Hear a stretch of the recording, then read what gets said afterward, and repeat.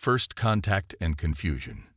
Chief Medical Officer Dr. Sarah Chen stood before the crystalline doors of the galactic science vessel Luminescent Truth, trying not to fidget as 3 different bioscanners hummed around her. The Arcturi security team's compound eyes flickered with varying shades of purple, a sign of deep confusion she'd learned during her xenobiology training. Impossible, chirped Senior Medical Director Valera, their iridescent antennae twitching. Your skeletal structure shows evidence of 17 previous fractures. Sarah shrugged, adjusting the collar of her United Earth Medical Corps uniform. Dangerous childhood. Lots of tree climbing. And you survived these injuries. Valera's translator struggled to convey their mix of horror and fascination. Oh sure, kids bounce back pretty quick. The collarbone was probably the worst, 6 weeks in a sling. Mom was furious about that one. The security team's purple confusion deepened to near ultraviolet. Sarah had encountered this reaction often enough during the integration process. Most galactic species had evolved with highly sophisticated internal repair mechanisms or redundant organ systems. The human approach, knitting broken bones back together, fighting off infections through fever, and generally just walking it off, seemed barbaric to them. The ship's massive AI core finally completed its analysis, and the doors slid open with a musical chime. "Welcome aboard, Dr. Chen," announced Captain Ixel, their crystalline exoskeleton catching the light. "You are our first human crew member. We have prepared as best we could." Sarah followed the captain through corridors that seemed designed by someone with a deep love of fractals and bioluminescence. The medical bay, when they reached it, was a marvel of alien technology. Healing pods lined the walls, each capable of reconstructing damaged tissue at the molecular level. Diagnostic arrays hung from the ceiling like delicate chandeliers. "Your station," Ixel gestured to a modified workstation. "We adapted the gravity and atmospheric controls to Earth standard." "Thank you, Captain. I'm looking forward to learning from your medical team." "And we from you," Valera added, their antennae now showing curious green patterns. "Your species' approach to medicine is unique." Sarah had barely settled into her new station when the first emergency call came through. A maintenance technician had suffered a severe plasma burn while repairing one of the ship's quantum communications arrays. As the crew rushed to prepare a healing pod, Sarah grabbed her standard-issue medical kit and ran to the scene. The injured crew member was a Voldexi, their usually smooth blue skin blistered and crackling with residual energy. Sarah's training kicked in. Voldexi biology, while alien, followed similar principles of tissue damage and shock response. "Hold still," she instructed, pulling out a simple tube of burn gel. The surrounding alien crew watched in horror as she applied it directly with her gloved hands. "You're touching the injury." Valera's translator crackled with distress. "Sometimes the old ways work best," Sarah replied, carefully wrapping the burn. "The gel contains nanites that will help repair the damage until we can get them to a pod.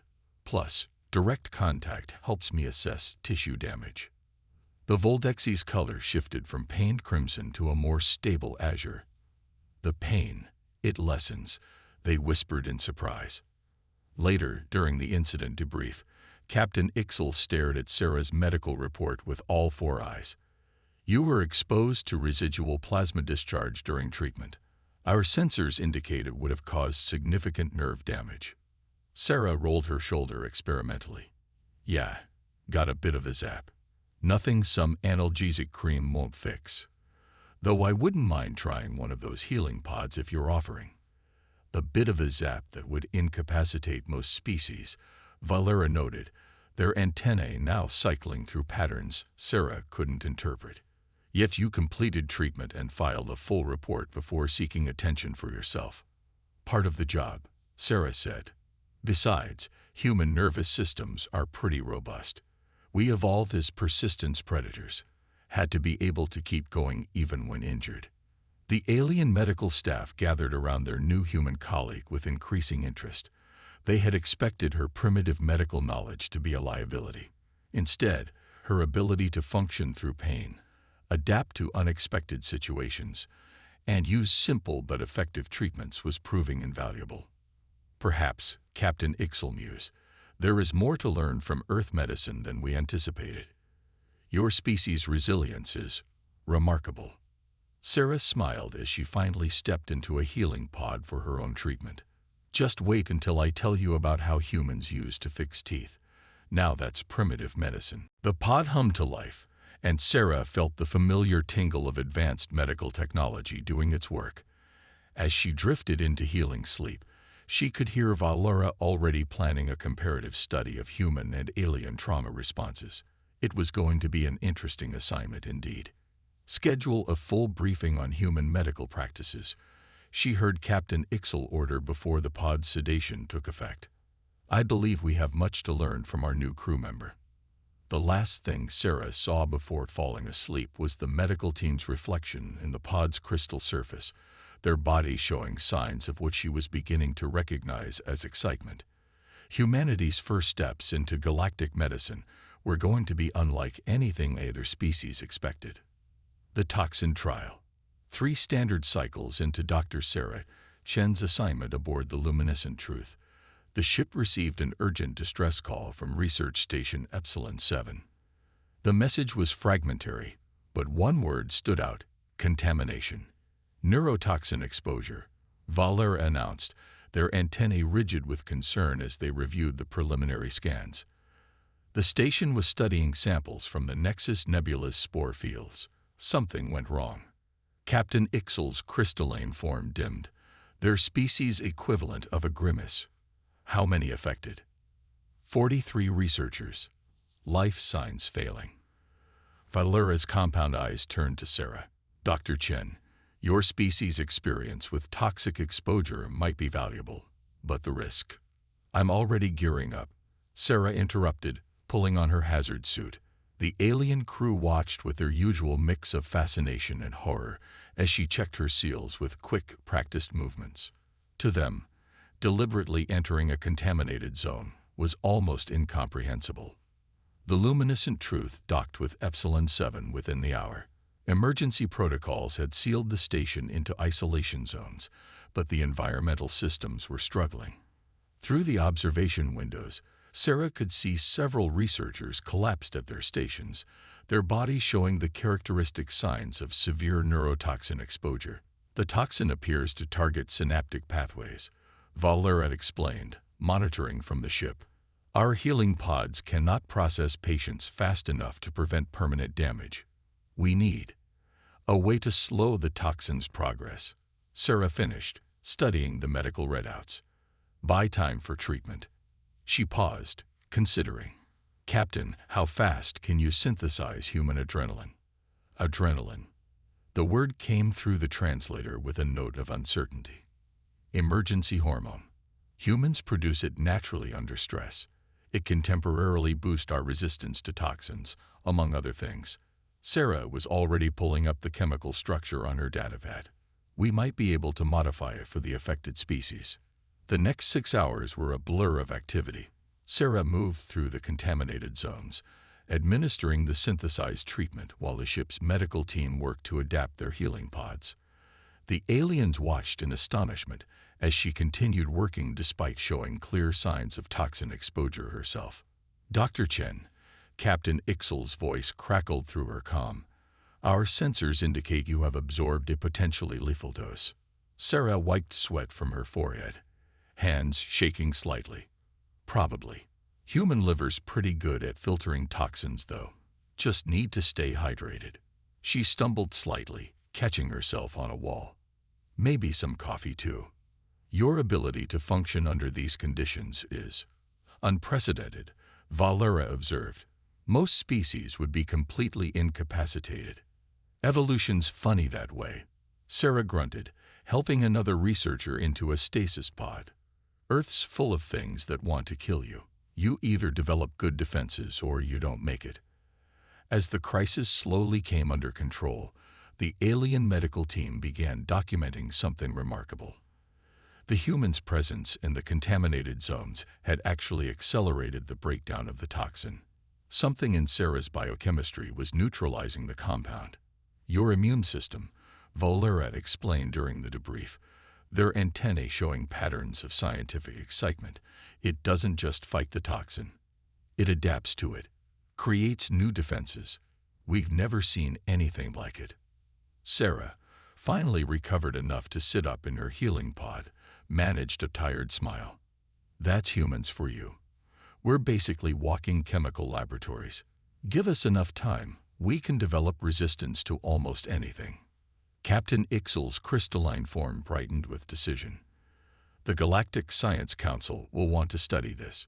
Your species' natural resilience could revolutionize our approach to xenobiology. Happy to help, Sarah said, then added with a hint of mischief, just wait until I tell you about how humans used to deliberately expose themselves to weakened pathogens for immunity. Ever heard of vaccination? The medical bay filled with the musical sounds of shocked alien translators trying to process this concept. Sarah settled back in her pod, amused. Sometimes the best way to bridge the gap between species was through shared medical knowledge, even if that knowledge occasionally horrified your colleagues.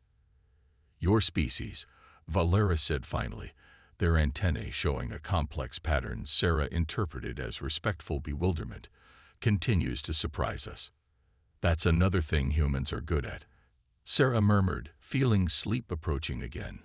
We're full of surprises. The last thing she heard before drifting off was Captain Ixel ordering a full review of human medical history. She looked forward to explaining the concept of emergency field medicine to them. That would really blow their crystalline minds. Breaking point. The asteroid belt of the Carina sector was notorious for its electromagnetic storms.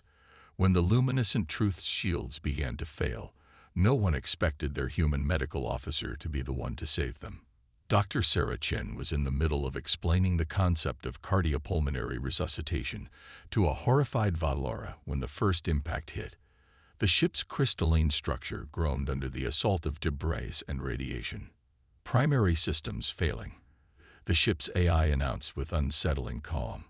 Shield generators offline. Hull integrity at 67% and declining. Captain Ixel's form pulsed with urgent patterns. Engineering reports the maintenance access is too irradiated for safe entry. We need those shields. How long do we have? Sarah interrupted, already stripping off her medical coat. 17 minutes until critical failure, the AI responded.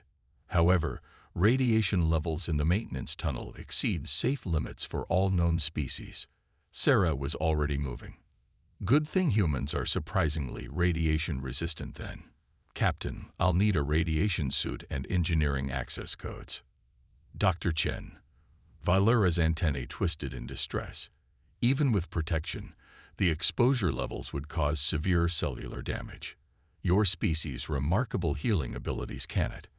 Actually, Sarah called over her shoulder as she pulled on a protective suit. Humans have a pretty decent DNA repair mechanism. Besides, we got those fancy healing pods, right? Before anyone could protest further, she was climbing into the maintenance shaft. The ship shuddered around her as more debris impacted the weakened hull. Through her suit's sensors, she could see the radiation levels climbing to alarming heights. Dr. Chen.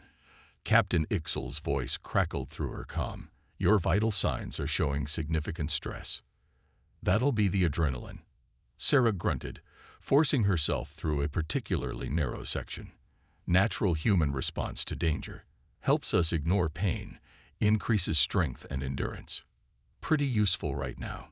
The alien crew watched in fascination as Sarah's vital signs continued to spike in ways their medical database marked as dangerous. Yet she kept moving. Her heart rate was nearly double normal, stress hormones flooding her system. Yet her movements remained purposeful. Fascinating, Valera murmured, monitoring the data. Her body is actively adapting to the conditions.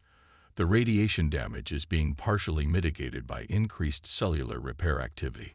Sarah reached the shield generator, her hands shaking from exertion and radiation exposure. The problem was immediately apparent. A crystalline power coupling had fractured, interrupting the energy flow. With the radiation scrambling the automated repair systems, It needed manual realignment. "This might hurt a bit," she muttered, reaching for the superheated crystal. Even through her protective gloves, the heat was intense enough to cause pain. But pain was just information, she reminded herself, and right now that information wasn't useful. "Dr. Chen." The captain's voice was urgent. "Your suit's temperature sensors are showing dangerous levels of heat exposure." "Humans," Sarah said through gritted teeth as she forced the crystal back into alignment, "have a pretty high pain tolerance. Comes from being persistent predators. We can push through a lot when we need to." The shield generator hummed back to life, just as another wave of debris struck the ship. Sarah felt herself thrown against the tunnel wall, the impact sending waves of pain through her already stressed body. "Shields at 40% and rising," the AI announced. "Hull breach risk minimized." "Great," Sarah managed, her vision starting to blur. "I might need a hand getting back, though. Legs aren't working quite right anymore." The rescue team found her propped against the tunnel wall, conscious but clearly suffering from radiation exposure and heat stress. Yet she was still taking notes on her medical datapad, documenting symptoms, she explained as they helped her to the medical bay. "Might be useful for future reference."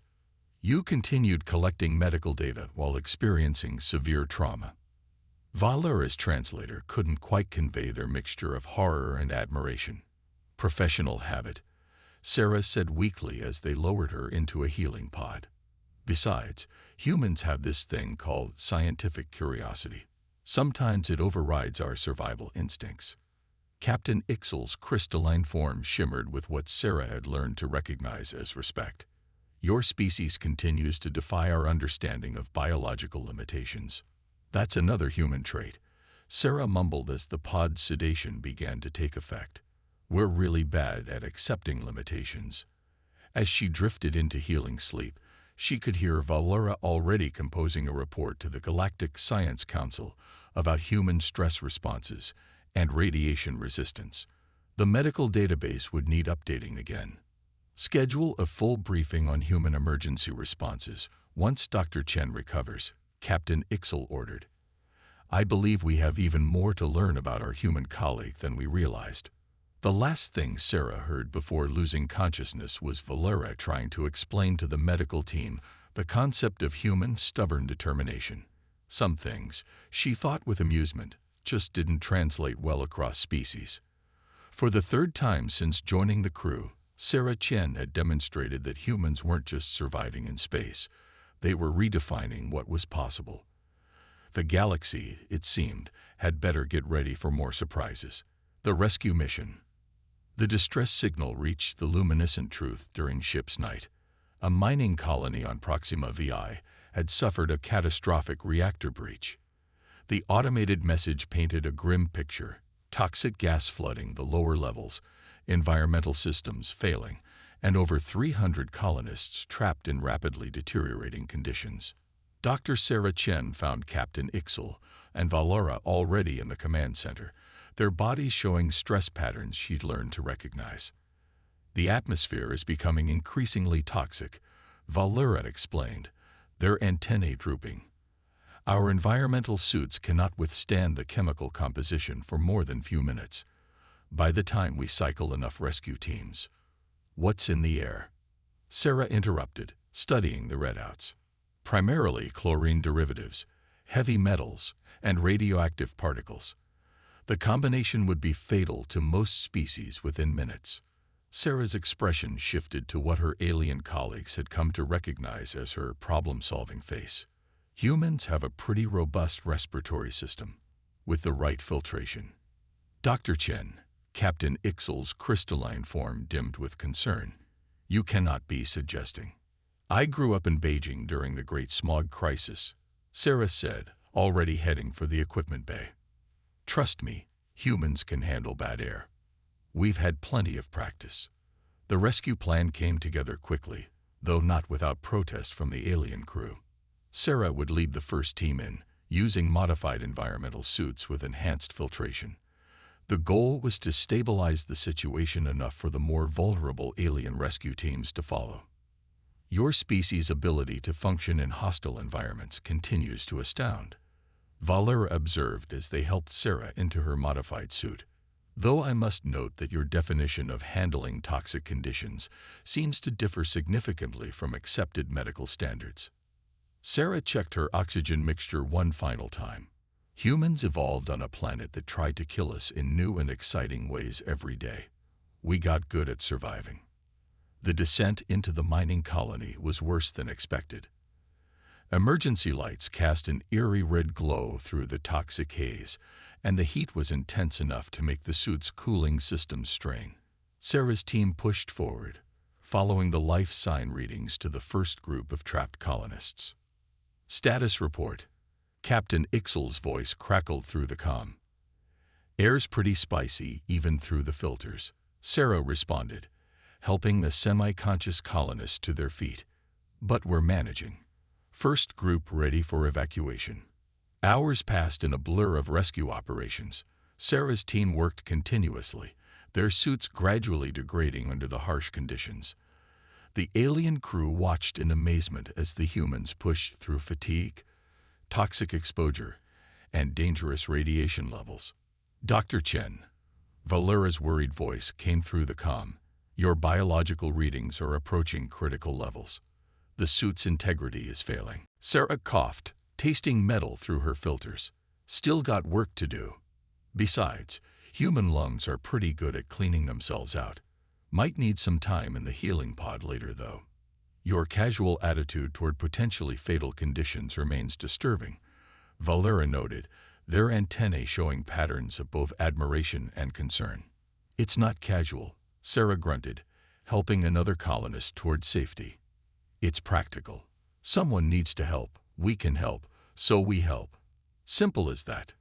The situation reached its crisis point when they discovered the final group of survivors trapped behind a sealed blast door.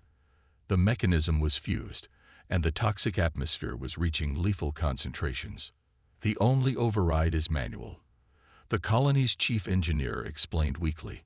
But the control room, the radiation levels. Sarah was already moving. How long do I have? Dr. Chen.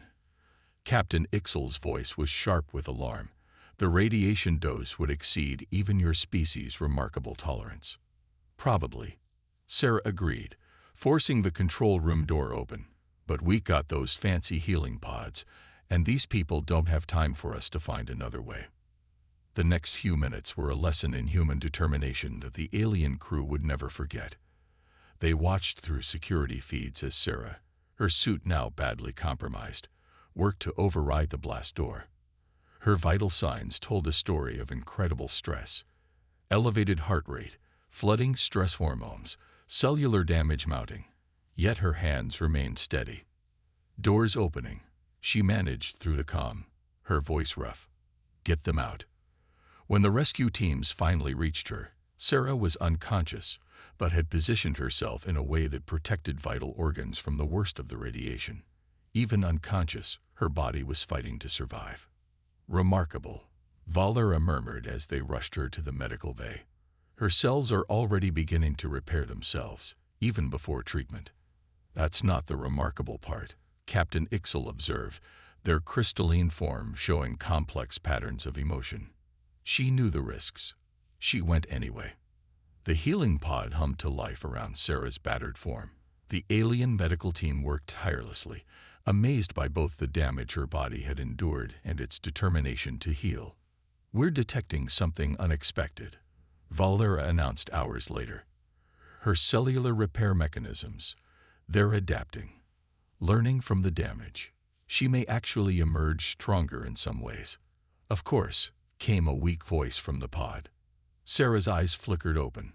What doesn't kill us makes us stronger. Old human saying. Your species, Captain Ixel said slowly, continues to redefine our understanding of what is possible. Sarah managed a small smile. That's kind of our thing. Now, please tell me someone got sensor readings of my cellular repair process. Could be useful for future reference. The medical bay filled with the now familiar sound of alien translators trying to process human behavior. But this time, There was a new note in their voices, not just amazement, but understanding. Perhaps the greatest human trait wasn't their physical resilience, but their unwavering determination to help others, regardless of the cost to themselves. Full documentation has been recorded, Valera assured her, though I suspect we still have much to learn about human capabilities and human stubbornness. Sarah added, drifting back to sleep. Don't forget to document that part. It might be our most important trait of all. Evolution of understanding. 6 months after Dr. Sarah Chen joined the Luminescent Truth, Valera called an emergency meeting of the Galactic Science Council. The presentation hall's crystalline walls reflected the images of dozens of alien species, all gathered to hear what the medical researcher had discovered about humanity. Our initial assumptions about human biology were fundamentally flawed, Valera began, their antennae showing patterns of scientific excitement. We viewed their lack of redundant organs and seemingly primitive healing mechanisms as evolutionary disadvantages. We were wrong. The hall filled with the musical sounds of multiple translation matrices working simultaneously as Valera displayed their research data. At the back of the room, Sarah sat quietly, trying not to smile as her friend presented months of observations. Humans don't just survive trauma, they adapt to it. Their entire biological system is designed to learn from damage, to become stronger. Valera's compound eyes flickered with enthusiasm. Dr. Chen's cellular structure shows remarkable changes since joining our crew. Her radiation resistance has increased by 23%. Her immune system has developed new responses to previously unknown pathogens. Even her bone density has adapted to our ship's varying gravity fields. Captain Ixel stepped forward, their crystalline form bright with authority. What Valera is suggesting goes beyond simple resilience. Humans aren't just tolerant of adverse conditions, they're engineered by evolution to thrive on challenges. Sarah watched as the assembled scientists absorbed this information. She could almost see them processing the implications, comparing it to their own species' evolutionary strategies. Consider their planetary history, Valera continued. Earth has undergone multiple extinction events, dramatic climate shifts, and countless environmental challenges. Instead of developing specific defenses against each threat, humans developed something far more valuable: adaptability itself. The presentation shifted to display footage from Sarah's various missions aboard the Luminescent Truth, her treatment of the plasma burn victim, the neurotoxin crisis, the radiation incident, the mining colony rescue. Each event showcasing not just survival, but adaptation and improvement. But perhaps most remarkable, Valera's antennae formed patterns of deep respect, is their psychological resilience. Dr. Chen, would you please explain to the Council your species' concept of stress growth? Sarah stood, feeling the attention of countless alien eyes. Humans have a saying, pressure makes diamonds. We don't just endure difficult situations, we use them as opportunities to grow stronger. It's not just physical. It's mental, emotional, even social. We adapt, we learn, we improve. This extends beyond individual adaptation, Captain Ixel added. Human society itself seems built around this principle. They deliberately seek out challenges, push boundaries, test limits, not from recklessness, but from an inherent drive to evolve. The council chamber erupted in discussion, translators working overtime to keep up with the various species' excited exchanges. Sarah caught fragments about medical applications, space exploration implications, and the potential for human-alien cooperative ventures. There is one more aspect we must address, Valera said, their voice cutting through the chaos. Human adaptability appears to be contagious. The room fell silent. Sarah raised an eyebrow, not having heard this part of the findings before. Since Dr. Chen joined our crew, we've documented subtle but significant changes in our own responses to crisis situations. Our reaction times have improved. Our problem-solving approaches have become more flexible. We've begun to. What is the human phrase? Think outside the box. Captain Ixel's form pulsed with agreement. Humans don't just adapt themselves, They inspire adaptation in others. Their presence challenges assumptions, forces new perspectives, drives innovation. Sarah listened as the council debated the implications of these findings. The future of human-alien cooperation, medical advancement, space exploration. Everything seemed to be shifting in light of this new understanding. Dr. Chen, one of the council members, addressed her directly. Given your species' remarkable capabilities, why did humans not develop more sophisticated biological systems?